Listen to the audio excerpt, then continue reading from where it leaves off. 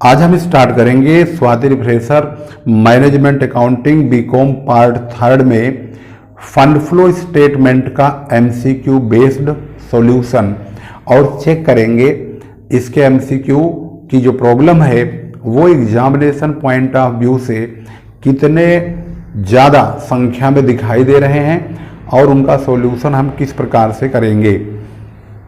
तो ये है फंड फ्लो एनालिसिस और इसका जो न्यूमेरिकल की शुरुआत है वो देखेंगे तो यहाँ पर है मल्टीपल चॉइस क्वेश्चन, जिसमें थ्योरी तो आप सभी लोग याद ही कर लेंगे। कारपोरेट अकाउंटिंग के भी बच्चे मांग रहे हैं वीडियो, लेकिन कारपोरेट अकाउंटिंग में इतनी न्यूमेरिकल प्रॉब्लम आती नहीं है जितनी प्रॉब्लम इसमें आती है मैनेजमेंट अकाउंटिंग में। यहाँ पर देखेंगे क्वेश्चन नंबर 17 में यहाँ पर न्यूमेरिकल प्रॉब्लम मिल चुका है। यहाँ पर है cost of sold plant 50,000, accumulated depreciation 30,000, profit on sale ₹6,000, what will be the selling price of plant. यानी प्लांट को बेचेंगे तो आखिर कितने में बेचेंगे। अब यहाँ पर आप खुद देखिए, अगर किसी प्लांट को हम 50,000 रुपये में खरीद रहे हैं यानी उसकी कॉस्ट है और उस पर डेप्रिसिएशन कट चुका है 30,000 रुपये, तो अब इस प्लांट का जो दाम है वो बचा 20,000 रुपये। उसमें हम 20,000 से अगर कम में बेचेंगे तो हमें नुकसान होगा, अगर 20,000 से हम ज़्यादा में बेचेंगे तो हमें फायदा होगा। इसका मतलब है जो 20,000 रुपये है उसमें 6,000 रुपये का प्रॉफिट जोड़ करके 26,000 रुपये में सेल किया जाएगा। अगर इसको हम सॉल्यूशन के नज़रिए से देखें तो कॉस्ट ऑफ सोल्ड प्लांट है 50,000, उसमें से डेप्रिसिएशन घटा देंगे, मतलब माइनस करेंगे तो 20,000 बचेगा। अगर हम 20,000 से कम में बेचेंगे तो हमें घाटा होगा, लेकिन उन्होंने कहा हमें फ़ायदा हुआ है, तो 20,000 में हम 6,000 जोड़ेंगे तो इसका मतलब हम 26,000 रुपये में इसको सेल करेंगे। इसके बाद अगली न्यूमेरिकल प्रॉब्लम जो है, इसका जो सही जवाब है वो तो है डी यानी 26,000। यहाँ पर है क्वेश्चन नंबर 19 जिसमें लिखा है how much working capital will increase और डिक्रीज्ड विद दीज आइटम्स। यहाँ पर है प्रोविजन फॉर टैक्स 48,000, यह है 1 तारीख को, 31 तारीख को है 64,000 64,000 का, और टैक्स पेड हुआ है 40,000 का। अब ये कहते हैं कि यहाँ पर वर्किंग कैपिटल इंक्रीज हुआ है या डिक्रीज हुआ है, आखिर क्या हुआ है। इसको हम पहले साल का अगर बैलेंस लेंगे 1 तारीख का तो बाई बैलेंस BD लिखेंगे और 31 तारीख वाले को टू बैलेंस CD लेंगे। इसके बाद जो टैक्स हमने पेड किया है उसको यहाँ लिखेंगे। इसके बाद इन दोनों को जोड़ेंगे तो 1,04,000 आएगा, इसमें से 48,000 माइनस कर देंगे तो जो बचेगा by profit and loss account के नाम से आएगा। यहाँ पर इसको हम लिखेंगे प्रोविजन, इसका मतलब ये प्रोविजन हुआ। इसको हम प्लस करते हैं और इसको माइनस करते हैं तो 56,000 में से 40,000 माइनस होगा तो 16,000 रुपये का इंक्रीमेंट वर्किंग कैपिटल में माना जाएगा। तो इसका मतलब हुआ, इसका जो सही जवाब है वो है इंक्रीज इन वर्किंग कैपिटल 16,000, यानी इसका सही जवाब ए है। अब इसको देख लेते हैं, यहाँ पर 16 क्वेश्चन नंबर है ये 19, तो 19 का जो जवाब है वो है ए, बिल्कुल सही है। इसके बाद है नेट प्रॉफिट दिया हुआ है 40,000 का, नॉन कैश चार्जेज है 5,000 का, और इसमें नेट फंड फ्रॉम ऑपरेशन पूछा गया है। तो इसको अगर हम बनाएंगे तो इसके लिए एडजस्टेड P&L अकाउंट बनाया जाता है। तो एडजस्टेड P&L अकाउंट को अगर आप बनाना हो, मतलब आप देखना चाहे कैसे बनाते हैं, तो आप इसको ऐसे समझ सकते हैं। Adjusted profit and loss account है, इसमें हम बाई बैलेंस BD पिछले साल का प्रॉफिट यहाँ लिखते हैं, इस साल का प्रॉफिट यहाँ लिखते हैं। जितने भी हमें कोई इनकम जो नॉन कैश इनकम रिसीव्ड होती है उसको हम क्रेडिट में लिखते हैं, और नॉन कैश एक्सपेंसेस जितने भी होते हैं उनको हम डेबिट में लिखते हैं, जैसे depreciation, propose dividend, goodwill written off, loss on sale of assets, provision for tax, इन सभी को हम डेबिट साइड में लिखते हैं। डेबिट साइड का टोटल करेंगे और क्रेडिट साइड जो भी क्रेडिट साइड में होगा उसको माइनस करेंगे तो फंड फ्रॉम ऑपरेशन आ जाएगा। तो इस प्रश्न में मैंने इनको भी लिख दिया ताकि आपको पता रहे कि अगर ये कभी किसी क्वेश्चन में मिल जाए और ये फंड फ्रॉम ऑपरेशन पूछें तो आप उनको नॉन कैश एक्सपेंसेज को डेबिट साइड में इस प्रकार से लिख दें। तो इन सभी का जो टोटल है 45,000 होगा। यहाँ कुछ है ही नहीं घटाने के लिए, तो फंड फ्रॉम ऑपरेशन 45,000 का माना जाएगा। तो क्वेश्चन नंबर 20 था जिसका जवाब 45,000 यानी सी है, और इसको हम देख लेते हैं 20 का क्या है आंसर। तो 20 का आंसर सी है, बिल्कुल सही जवाब। इसके बाद आते हैं 22 में। क्वेश्चन नंबर 22 में अगर देखेंगे तो यहाँ लिखा है if net working capital of current year is 40,000 minus में है ये, व्हाइल इट वाज 30,000 ये भी माइनस में है in the previous year, what is the change in working capital. अगर ये मान लीजिए आपका करंट ईयर में है ये और ये पिछले साल का है, तो इसका मतलब ये होता है कि ये पिछले साल से अगली साल में ये माइनस वाली चीज़ बढ़ चुकी है, यानी करंट ईयर जो है डिक्रीज हो रहा है। अगर माइनस में है तो डिक्रीज हो रहा है।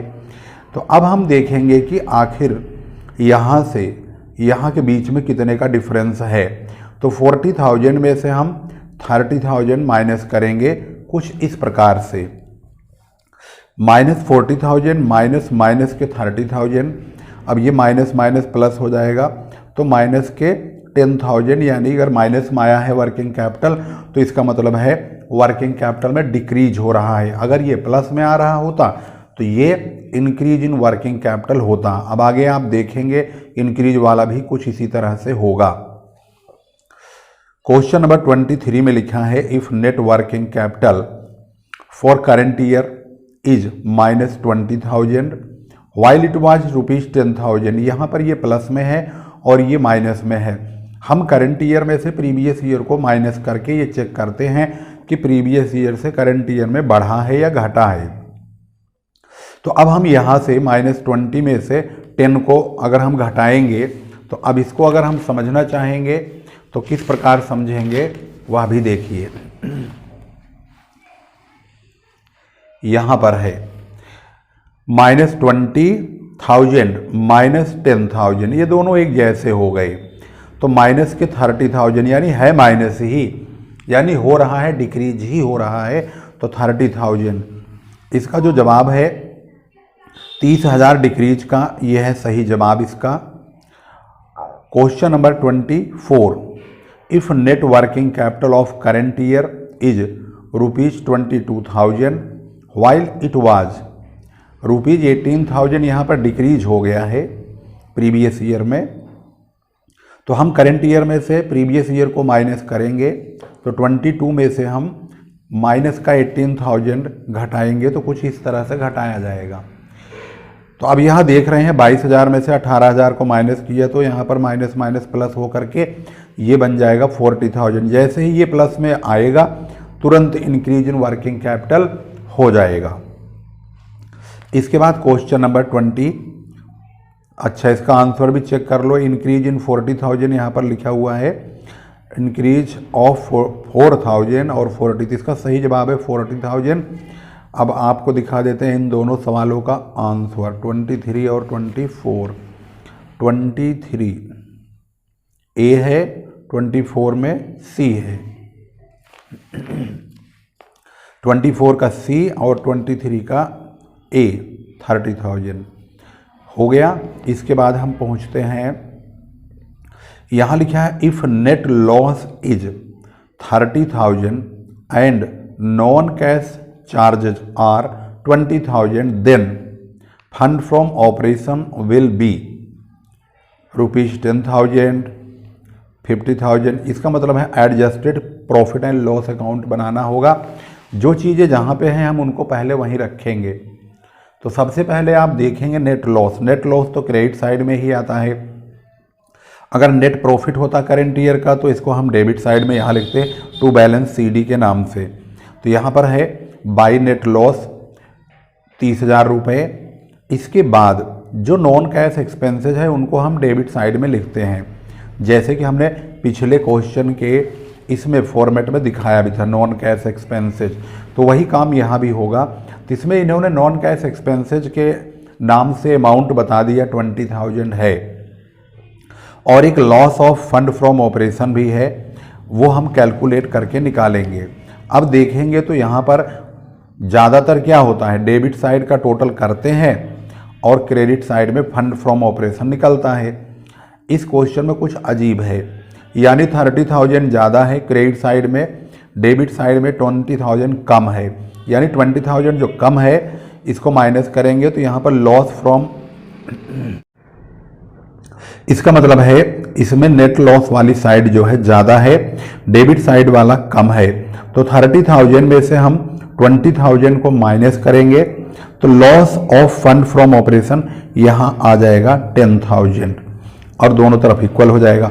तो क्वेश्चन में पूछा है कि फंड फ्रॉम ऑपरेशन होगा या लॉस फ्रॉम ऑपरेशन होगा, आखिर होगा क्या।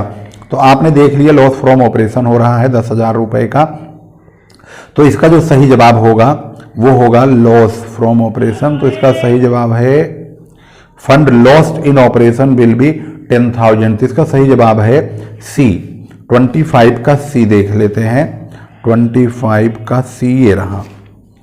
इसके बाद है 26, if net loss is 28,000 and non cash charges are 42,000 then, इनमें से क्या चीज होगा अगर नेट लॉस 28,000 का हो, नॉन कैश चार्जेज 42,000 का हो। ये भी क्वेश्चन ऊपर वाले जैसा ही सेम टू सेम है। इसको देखेंगे तो नेट लॉस हम लिखेंगे 28,000, बिल्कुल ऐसे ही जैसे इसमें लिखा है, और इसमें जो नॉन कैश एक्सपेंसेज है ये ज़्यादा है, इसमें तो ये कम था तो लॉस यहाँ पर आ गया, इस तरफ कमी आई, इसमें ये साइड ज़्यादा है और ये कम है, तो इसमें फंड फ्रॉम ऑपरेशन आराम से आ जाएगा 14,000 रुपये का। तो इसका सही जवाब है 14,000 फंड फ्रॉम ऑपरेशन। तो इसका जो आंसर है 26 का फंड फ्रॉम ऑपरेशन 14,000 यानी कि बी है, 26 का बी, 26 का बी ये रहा, सही है। 27 में आ गए, a business was purchased by issue of 1 lakh shares and 1 lakh rupees 10% debentures. The business purchased has following assets and liabilities. यहाँ पर एक कंपनी है, उन्होंने 1 लाख का शेयर इशू किया, 1 लाख रुपए का डिबेंचर इशू किया, और फिर उन्होंने कहा कि 2 लाख रुपए में हमने ये एसेट्स लिया है, 1 लाख रुपए की बिल्डिंग लिया है और स्टॉक लिया है 20,000 का, बिल्स रिसेबल लिया है 60,000 60,000 का, क्रेडिटर्स एंड बीपी 20,000 का लिया हुआ है।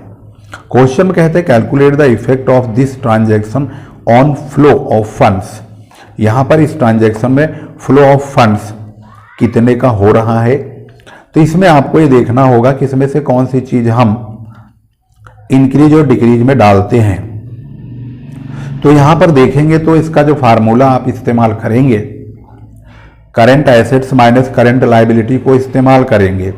ये करंट एसेट्स है और ये करंट लायबिलिटीज है। इसका मतलब है अगर हम करंट एसेट्स का टोटल करते हैं तो 80,000 होगा, करंट लायबिलिटी 20,000 होगा। तो 80,000 में से 20,000 को माइनस करेंगे तो 60,000 का आएगा। तो इसका सही जवाब है डी, 27 का सही जवाब है डी, 27 ये रहा सही जवाब डी। इसके बाद आगे न्यूमेरिकल प्रॉब्लम समाप्त है। तो नेक्स्ट न्यूमेरिकल प्रॉब्लम अभी नहीं नज़र आया है, अरे इस पेज पे तो है ही नहीं, अब इस पेज पे आ जाइए। 20 वाली लाइन तो समाप्त हो गई, 30 वाली भी समाप्त हो गई, 40 वाली लाइन में 49 यहाँ लिखा है करंट एसेट्स, इनके पास पहले साल 3,55,000 का है और अगली साल 4,20,000 का हो जाता है, जबकि करंट लायबिलिटी पहले साल 1 लाख है, अगली साल 70,000 का हो जाता है।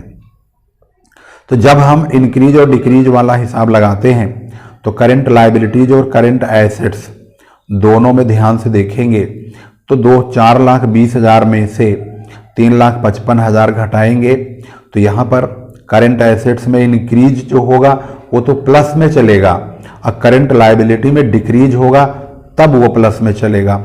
इसका मतलब है ये करंट एसेट्स के नज़रिए से सही चलेगा पॉजिटिव, और करंट लायबिलिटीज के नज़रिए से चलेगा नेगेटिव। यानी करंट एसेट्स बढ़ेगा तो इंक्रीज इन वर्किंग कैपिटल, और करंट लायबिलिटी अगर बढ़ेगी तो डिक्रीज इन वर्किंग कैपिटल होगा। तो इसको समझने के लिए इस सिस्टम को चेक करते हैं और इंक्रीज डिक्रीज को हम पता लगाते हैं, आखिर इसको हम कैसे सोल्व करेंगे। तो यहाँ पर आप देख रहे हैं क्वेश्चन नंबर 49। जब हम करंट एसेट्स को देखेंगे 420 में से 355 होगा, तो यहाँ पर कितने रुपए की बढ़ोतरी हो रही है, यानी कि इंक्रीज इन वर्किंग कैपिटल पहले साल से अगले साल में 65,000 रुपये का बढ़ चुका है। इंक्रीज इन करंट एसेट्स 65,000 65,000 ये प्लस में रहेगा। और डिक्रीज इन करंट लायबिलिटी घट रहा है 30,000 से, तो ये प्लस में रहेगा 30,000, दोनों मिला के 95,000, यानी net increase in working capital 95,000 होगा, यानी इसका सही जवाब है बी। अगली प्रॉब्लम है question number 50। A firm earn A profit of 3,30,000 during the year after adjusting the following items. Question में बताया जा रहा है साफ साफ 3,30,000 रुपये का प्रॉफिट हुआ है, जिसमें डेप्रीसिएशन जो कि नॉन कैश एक्सपेंसेज है, डिविडेंड रिसीव्ड है, ये हमारी इनकम है, प्रॉफिट ये भी हमारी इनकम है।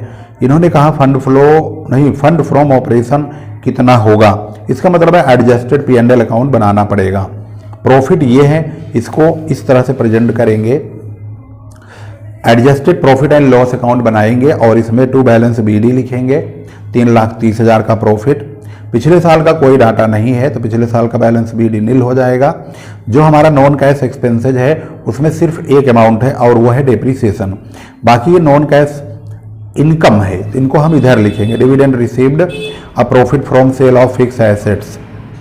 अब डेबिट साइड का टोटल करेंगे तो 4,72,500 आएगा, इसमें से इसको और इसको माइनस करेंगे तो फंड फ्रॉम ऑपरेशन 4,29,700 आएगा, 429,700, इसका सही जवाब है ए। और इसमें हमने बताया था बी, तो 49 और 50 देख लेते हैं इनका जवाब क्या है। 49 का तो ये रहा बी और 50 का है ए। अगली प्रॉब्लम है 52। A company issued 1,000 debentures of ₹100 each, out of which 400 debentures were issued to a machine vendor for purchasing the machine. Fund flow will be। Question में कहता है कि एक कंपनी है, उसने 1 लाख रुपए के यहाँ पर डिवेंचर इशू किए, उसमें से 400 डिवेंचर के बदले में उन्होंने एक मशीन खरीद लिया। तो वहाँ पर जब मशीन खरीद लिया है तो फंड फ्लो हुआ कहाँ? फंड फ्लो तो बाकी का होगा जिससे कैश आएगा। तो यहाँ पर 1,000 डिवेंचर में से 400 खत्म कर दो जो मशीन चली गई, अब बचे 600 डिवेंचर, उसे 100 से मल्टीप्लाई करेंगे, 60,000 डिवेंचर का पैसा इस्तेमाल होगा। तो 52 का सही जवाब है 60,000 यानी बी। तो 52 क्वेश्चन नंबर और सही जवाब है बी 60,000। इसके बाद है The following information have been taken from the liability side of the balance sheet। यहाँ पर क्वेश्चन बहुत ध्यान से पढ़ने की आवश्यकता है और इसमें दिया है 5% डिवेंचर 10 लाख का, अगली साल 2020 में ये 8 लाख का हो गया। अब ये कहते हैं कि डिवेंचरों को जब रिडीम किया गया यानी चुकाया गया पैसा तो 10,000 का फायदा हुआ। तो बहुत सिंपल सी बात है। अब ये बोलते हैं नीचे कि अमाउंट ऑफ रिडेम्पशन कितना हुआ, जो फंड फ्लो स्टेटमेंट में लिखा जाएगा। तो उसके लिए डिवेंचर अकाउंट बना लेते हैं। पिछले साल डिवेंचर था 10 लाख, अगली साल हो गया 8 लाख, क्योंकि ये लायबिलिटी है, इसकी शुरुआत बाई बैलेंस BD से होती है। तो बाई बैलेंस BD हमारे पास 10 लाख का है और अब बैलेंस CD लास्ट में जो बचा है 8 लाख का बचा है। तो हमें जो फायदा हुआ उसको हम लिखेंगे यहाँ पर 10,000 रुपये। इसके बाद अगर ये डिवेंचर इशू करते तो हम यहाँ लिखते, लेकिन डिवेंचर इशू तो हुआ ही नहीं है। तो 10 लाख में से 8 लाख बचे हैं जिसमें से 10,000 का फायदा हो गया। तो हम 10 लाख में से इन दोनों को माइनस करेंगे, जो बचेगा वो डिवेंचर पेड होगा। तो जो डिवेंचर पेड होगा 190,000 बचेगा। तो यही हमारा जवाब है और इसका सही जवाब है 190,000 यानी कि बी। मिलाना चाहेंगे इसका आंसर 53 का है बी, ये रहा। इसके बाद है क्वेश्चन नंबर 54, एक मशीन जिसकी कॉस्ट है 20,000, डेप्रीसिएशन 14,000। अब भाई मशीन अगर 20,000 की है, 14,000 डेप्रीसिएशन के कट गए, अब बचा कितना 6,000 रुपये। अब ये कहते हैं उसको 4,000 में बेच दिया, तो 4,000 6 में से 4,000 रुपये निकाल देंगे तो 2,000 रुपये का इनको घाटा हो जाएगा। तो इसका मतलब साफ है कि इस मशीन पे लॉस होगा 2,000 रुपये का। ये 54 है और इसका जो जवाब है वह भी आप देख लीजिए बी है और ये रहा 54 बी है। इसके बाद है 55, इसमें प्रोविजन फॉर टैक्स 2019-20 का दिया है 40,000 और 50,000 रुपये का, और इन्होंने कहा है कि 2020 में 25,000 रुपये का टैक्स पेड हुआ है। तो एप्लीकेशन ऑफ फंड्स बिल भी क्या होगा। क्वेश्चन में लिखा है कि 2020 में 25,000 was paid of tax, application of funds will B.